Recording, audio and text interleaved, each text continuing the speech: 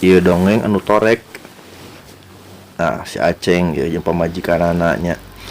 Si Aceng itu bebeja ke dokter teh karena telepon dokter. Dok, assalamualaikum. Waalaikumsalam, cek dokter teh. Sareng saha ieu? Ya abi cenah Aceng. Bapak Aceng aya naon? Cek pergi naon? Ieu cenah dok. Ieu cenah pun bojo cenah. Dadanguana teh kirang. Kirang kumaha? Mohon kirang. Kirang ngadangu sakumaha parah ajak dokter teh cenah. Si Aceng teh. Nah, aduh kata terang cenah parah-parah nama. Tuh terang lah abi oge cenah. Ajak dokter teh. Tah tuh cobian kieu Mang Aceng. Ku Mang Aceng teh sauran. Ti jarak 6 meter lah sauran ku Mang Aceng teh.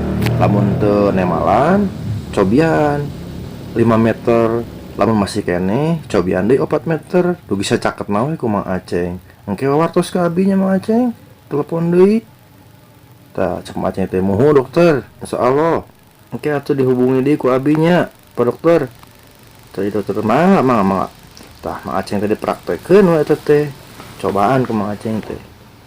Digerawan. Nyi, kunaon? Cek Mang Aceng teh, euy cenah. 6 meter meter nemalan. Deketan deui 5 meter.